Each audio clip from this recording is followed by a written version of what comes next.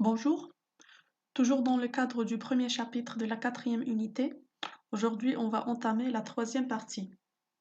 Précédemment, on a fait des rappels et on avait étudié les trois types de déformation tectonique. Aujourd'hui, on va entamer la première partie des chaînes de subduction. Je rappelle que le lien vers le format PDF du cours, vous le trouverez en barre d'infos.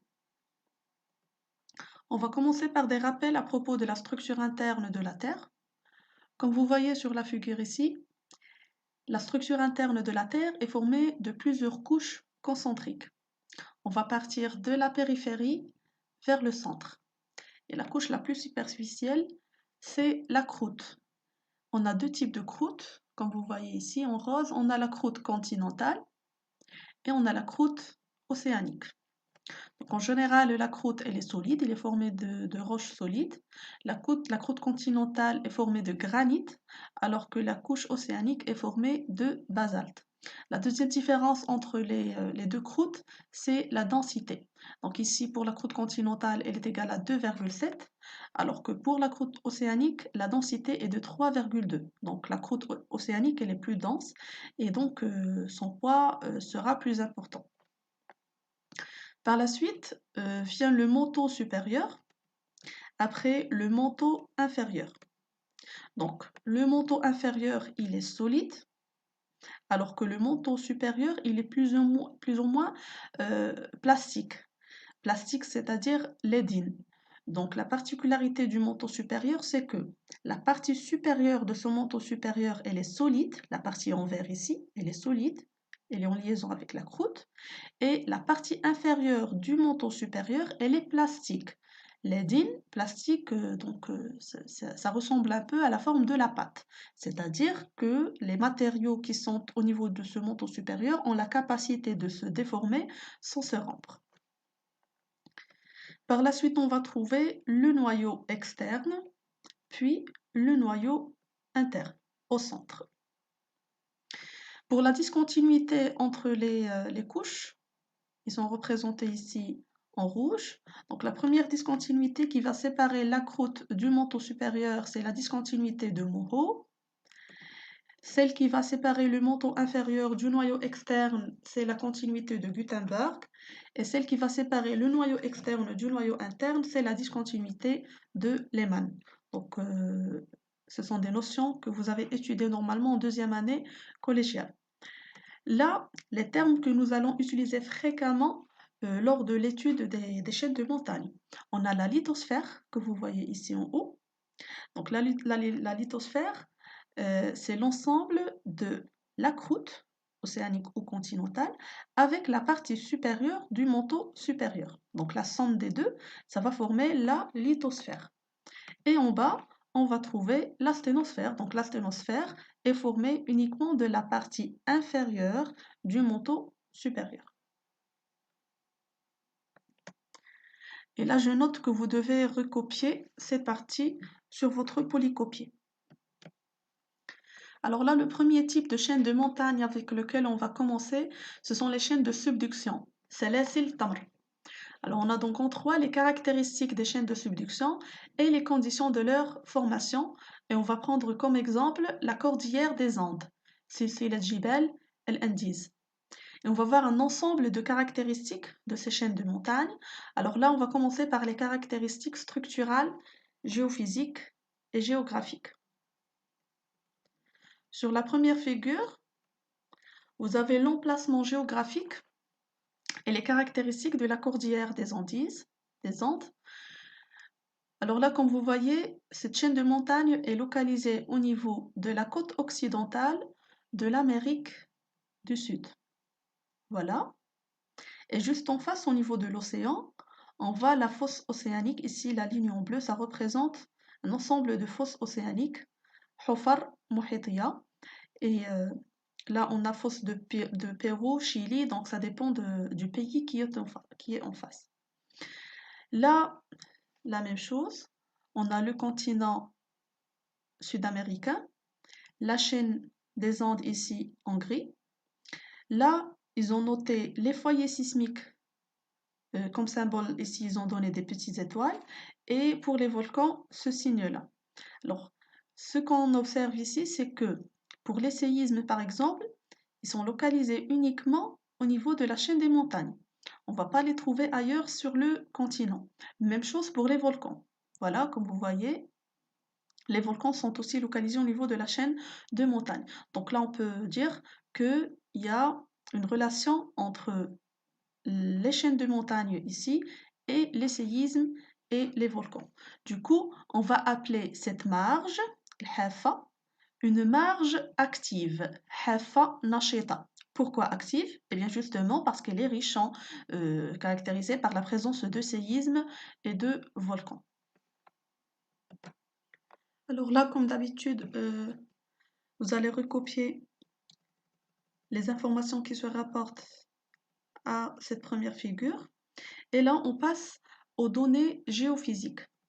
Et on va commencer par la première figure, par la figure A que vous voyez ici.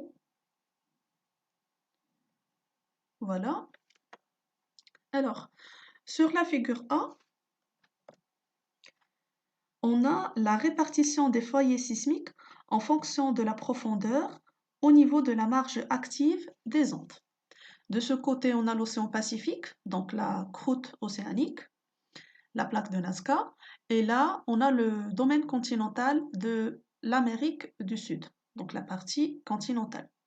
Et là, si on voudrait donc décrire la répartition des séismes à ce niveau-là, eh bien, on observe que l'activité sismique de 1, elle est importante, voilà, donc plusieurs foyers rapprochés, et la répartition, elle se fait en profondeur sur une surface inclinée allant de la fosse océanique, voilà la fosse, حفرة محيطية, d'accord?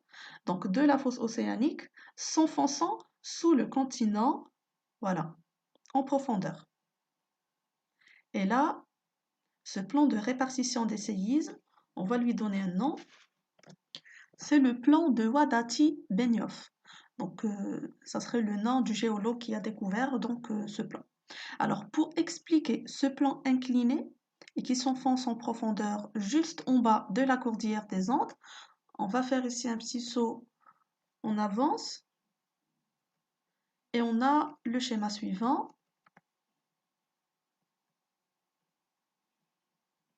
qui représente le phénomène donc, qui se déroule juste en bas de la cordillère. Voilà, donc on a la plaque lithosphérique océanique, Nazca, qui est ici une plaque plongeante qui va donc s'enfoncer sous la plaque sud-américaine.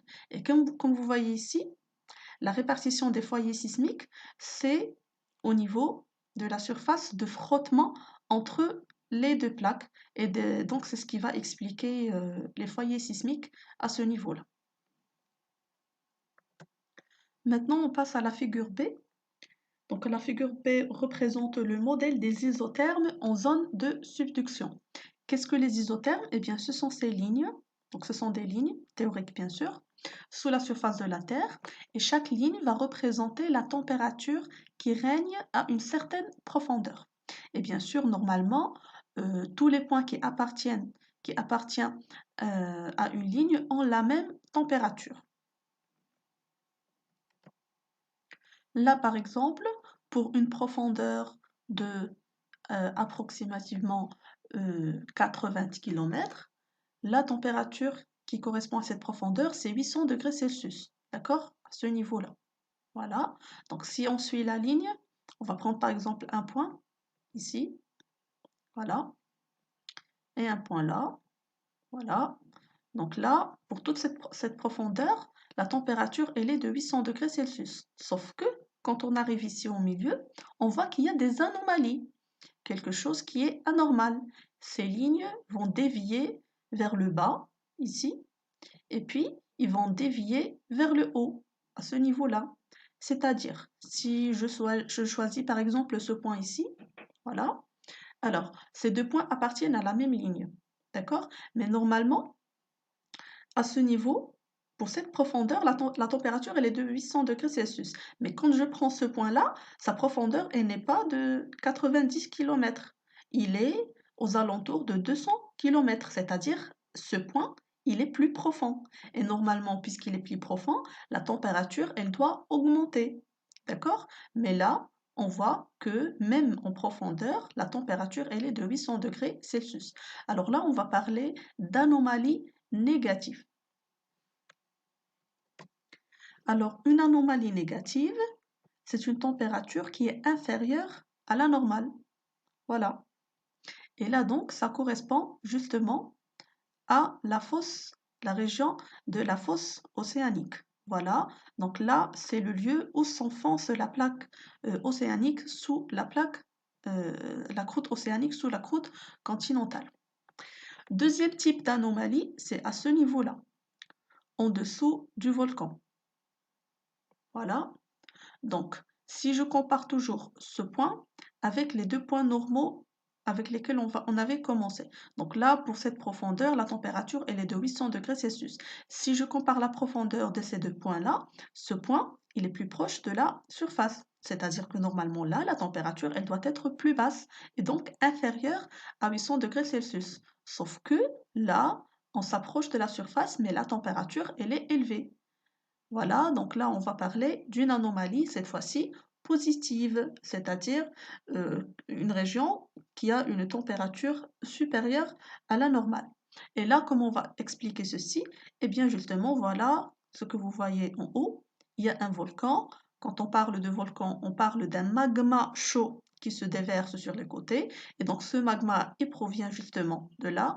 Et donc, la température, elle est élevée puisque le magma qui monte va entraîner avec lui sa température élevée vers la surface. Par contre, comment on va expliquer les anomalies négatives qu'on a vues ici?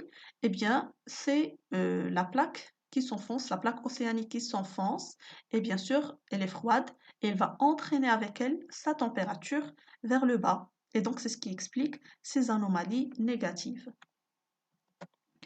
Et là, alors, la figure C, elle va résumer un peu ce qu'on a vu sur la figure B. Donc là, on a la topographie, toujours au niveau de la zone de subduction. Là, on a la fosse océanique. Voilà, cette dépression représente la fosse océanique. Eh bien, elle correspond à un flux thermique. Le flux thermique ici, il va baisser. Voilà, donc ça correspond aux anomalies négatives. Alors qu'au niveau des volcans, la température, elle va augmenter et on aura des anomalies qui sont positives. Alors là, vous allez recopier bien sûr les réponses aux questions que je viens d'expliquer et là, ce qu'on doit retenir. Donc là, ce qu'on doit retenir, c'est que dans les régions de subduction, donc c'est une plaque, c'est une croûte océanique qui est en train de s'enfoncer sous une croûte continentale. Et cet enfoncement, ça s'appelle la subduction. Donc cette subduction, elle est accompagnée par l'apparition de volcans à la surface. C'est ce qui explique les anomalies positives. Accompagné aussi dans cette région de frottement, il y aura l'apparition de foyers sismiques. Et la plaque plongeante, elle va entraîner avec elle sa température basse vers le bas. C'est ce qui va expliquer les anomalies négatives. Et là, donc, ces marges sont désignées de marges actives à cause, bien sûr, de ces séismes et ces volcans. Je vous laisserai le soin de recopier le cours sur votre polycopier. On s'arrête ici et on continue dans la prochaine vidéo.